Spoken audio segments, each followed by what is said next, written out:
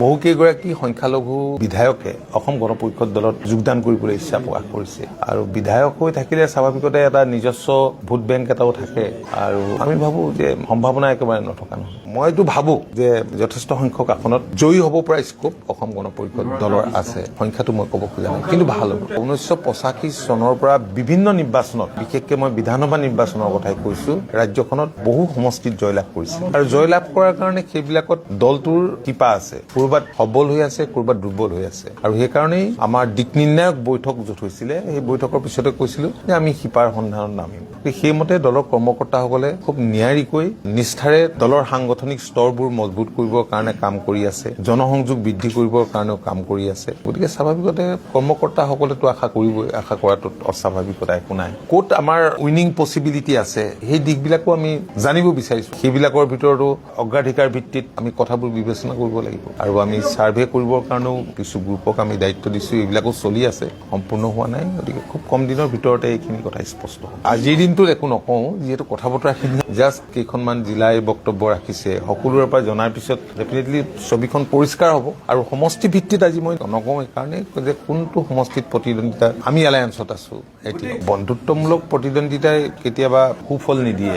বন্ধুত্বমূলক প্ৰতিদ্বন্দ্বিতাই কেতিয়াবা কিছুমানত দেখা যায় যে বিৰোধীকে ৰাস্তা দিয়াৰ নিচিনা হয়। গতিকে সেই কথাখিনি সকলো কৰ্মকৰ্তাই আমাৰ তেনেকে ভবা নাই এতিয়ালৈকে। বাকী কথাখিনি আমি ডিটেইলছ পতাৰ পিছত আপোনালোকক আমি স্পষ্ট কৰিব পাৰিম। কিন্তু এটা কথা ঠিক, ৰাজ্যখনৰ যিটো সামগ্ৰিক পৰিস্থিতি যথেষ্ট এতিয়া ভাল বুলি আমাৰ দলৰ কৰ্মকৰ্তাসকলে কয়। মানে NDAৰ কাৰণে, আমাৰ মিত্ৰ দলৰ কাৰণে, আমাৰ কাৰণে যথেষ্ট ভাল হৈ আছে। কাৰণ 2016 চনৰ নিৰ্বাচনত ৰাইজে বহু আশা কৰি পেলাই মিত্ৰ দলক ক্ষমতাত বহুৱাইছিল। বিজেপিৰ নেতৃত্বত ইয়াত চৰকাৰ হৈছিল, য'ত অসম গণ পৰিষদো 16 চনত আছিল আৰু আস্থা জয় কৰাৰ কাৰণে হয়তো 21ত পুনৰ দলকেইটাক ক্ষমতাত আনিলে। বিজেপিৰ নেতৃত্বত ইয়াত চৰকাৰ হ'ল, য'ত আমি অংশীদাৰ হৈ আছো। আৰু আজি সকলোৰে কথা বতৰা পাই এটাই আমি অনুভৱ কৰিছো যে 2026ত যি বিধানসভা নিৰ্বাচন হ'ব, এই বিধানসভা নিৰ্বাচন এইবাৰ যথেষ্ট ভাল হ'ব। এই কাৰণেই যে 2021ৰ পৰা এতিয়ালৈকে ৰাজ্যখনত মাননীয় মুখ্যমন্ত্ৰী ডক্টৰ হিমন্ত বিশ্ব শৰ্মা ডাঙৰীয়াৰ নেতৃত্বত যিখিনি উন্নয়নমূলক কাম হৈছে, ৰাইজৰ সমৰ্থন বাঢ়িছে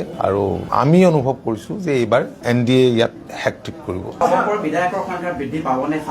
আমি আশা কৰিছো মৰ্যাদাপূৰ্ণ এলায়েন্সটো সকলোৱে বিচাৰে। সেই কথাটোতো ডেফিনেটলি অগপৰ স্বাভিমানী কৰ্মকৰ্তাই বিচাৰিব, তেনেকে মৰ্যাদা সম্পন্ন হ'ব লাগে। কোনো নিৰ্দিষ্ট সমষ্টিৰ কথা আজিৰ এই দিনটোত মই আপোনালোকৰ আগত ক'ব পৰা অৱস্থাত নাই, ক'ব নোৱাৰিম। যিহেতু আমি ছাৰ্ভে কৰিবও দিছো, দলৰ কৰ্মকৰ্তাৰ পৰা আজি আমি গোটেইখিনি অলপ জানিবলৈ বিচাৰিছো আৰু তেওঁলোকো এতিয়া কথাখিনি অৱগত কৰিছে। মই বাৰম্বাৰ দোহাৰিছো, মানে যিটো ৰিয়েলিটি, যিটো বাস্তৱ, সেই কথাটোকে কৈছো। আগতে আপোনালোকে জানে যে অসম গণ পৰিষদ দলৰ কোনো ষ্টুডেণ্ট উইং নাছিল। 2019ৰ 21 নৱেম্বৰত সম্ভৱতঃ আমি অসম ছাত্ৰ পৰিষদ গঠন কৰিছিলো আৰু ছাত্ৰ পৰিষদে এতিয়া ৰাজ্যখনৰ বিভিন্ন শিক্ষানুষ্ঠানৰ ছাত্ৰ একতা সভাসমূহত প্ৰতিদ্বন্দ্বিতা কৰি সফলতা লাভ কৰিছে। আজি কটন বিশ্ববিদ্যালয়তে ইয়াত সভাপতি পদত জয়ী হৈছে। এনেকে বহুত তেনেধৰণৰ ইনষ্টিটিউচন বিলাকত তেওঁলোকে দখল কৰিছে। এইটোৱে প্ৰমাণ কৰে যে ছাত্ৰ শক্তিটো এটা মহান শক্তি, আমি সকলোৱে জানো। আৰু জাতীয়তাবাদৰ প্ৰতি, আঞ্চলিকতাবাদৰ প্ৰতি মই ভাবো যে ধাউতি বাঢ়িছে। নহলে ইমান কম সময়ৰ ভিতৰতে ছাত্ৰ পৰিষদে এনেকে কৰিব নোৱাৰিলেহেঁতেন। আৰু যুৱ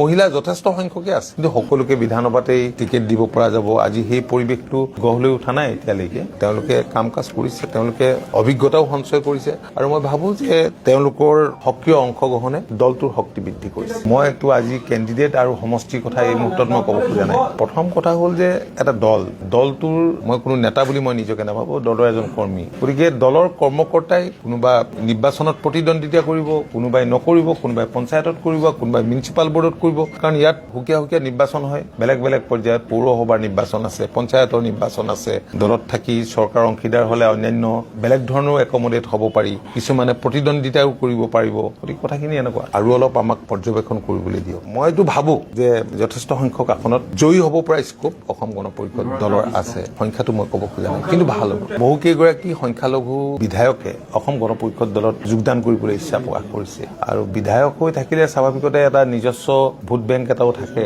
আৰু আমি ভাবো যে সম্ভাৱনা একেবাৰে নথকা নহয়।